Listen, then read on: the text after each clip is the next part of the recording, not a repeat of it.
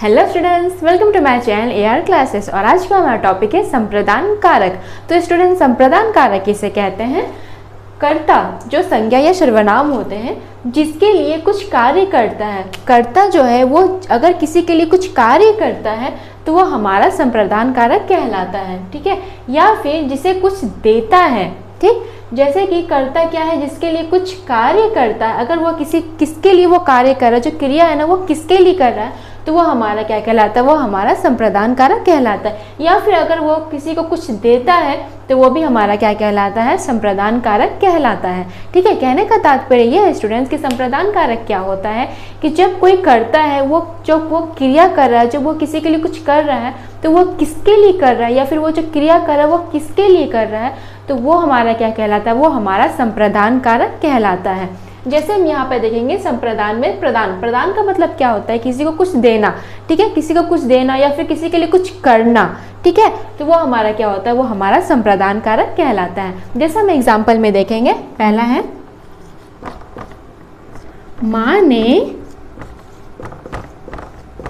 बेटे के लिए, ठीक है। माँ ने बेटे के लिए सेब लाया, ठीक है। माँ ने बेटे के लिए क्या लाया? सेब लाया। तो यहाँ पे कर्ता कौन है? माँ है। तो माँ क्या करी? जो क्रिया करी, कौन सा क्रिया करी है? सेब लाने का। जो लाई है वो क्या लाई है? सेब। जो सेब लाई है वो किसके लिए लाई है? तो वो बेटे के लिए लाई है। माँ ने जो क्रिया किया, सेब लाने का जो क्रिया किया, वो किसके लिए किया? बेटे के लिए किया। तो बेटा हमारा क्या हो जाएगा? वो हमारा संप्रदान कारक होगा, ठीक है। जैसे एक और एग्जाम्पल हम लेंगे, राम ने सोहन के लिए गेंद लाया। राम ने सोहन के लिए क्या किया? गेंद लाया। तो राम हमारा क्या हो जाएगा? राम हमारा कर्ता हो जाएगा, क्योंकि ये लाने का क्रिया जो है वो राम कर रहा है, इसलिए राम हमारा कर्ता हो जाएगा, ठीक है। और ये कौन सा कर रहा है? कौन सा क्रिया कर रहा है? वो गेंद लाने का क्रिया कर रहा है, ठीक है। गेंद लाया।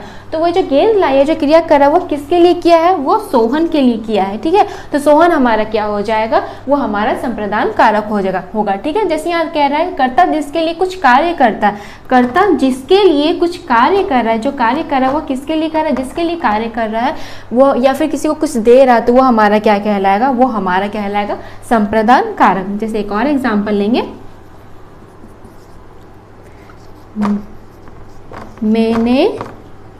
मैंने राम को चाय दी, ठीक है। मैंने राम को चाय दी, ठीक है। तो मैंने कार्य कौन कर रहा है? मैं कर रही हूँ, ठीक है। तो मैंने क्या किया? मैंने चाय दिया। चाय देने का मैं कार्य कर रही हूँ, लेकिन किसको दे रही हूँ? किसके लिए ये काम कर रही हूँ? चाय देने का जो कार्य कर रही हूँ वो किसके लिए कर रही हूँ? राम के लिए कर रही हूँ। राम को मैं ये दे रही हूँ, ठीक है। तो ये हमारा क्या कहलाएगा? ये हमारा संप्रदान कारक कहलाएगा, ठीक है। तो जैसे यहाँ लिखा है, जब किसी को कुछ देता है, ठीक है, तो यहाँ क्या कर रही हूँ?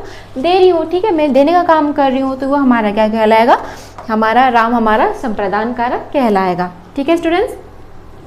तो ये क्या होता है? हमारा संप्रदान कारक होता है। संप्रदान कारक का चिन्ह होता है, जैसे संप्रदान कारक का चिन्ह होता है के लिए, ठीक है। जिस सेंटेंस में के लिए भी आता है उससे भी समझ सकते हैं कि वो क्या है? संप्रदान कारक है। जैसे माँ ने बेटे के लिए सेब लाया, राम ने सोहन के लिए गेंद लाया, ठीक है। लेकिन कभी कभी क्या होता है कि के लिए की जगह में क्या होता है? को से भी हम इसको संबोधित कर सकते हैं, ठीक है।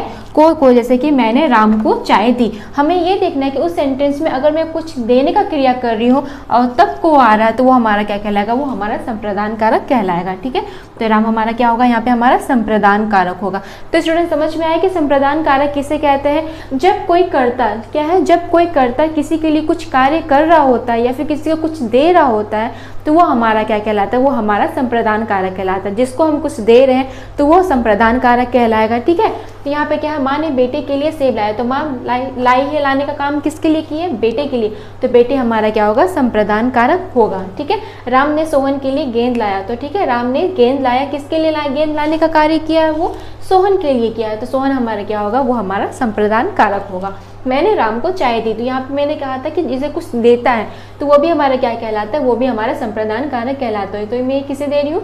राम को दे रही हूँ। तो राम हमारा क्या होगा? वो हमारा संप्रदान कारक होगा।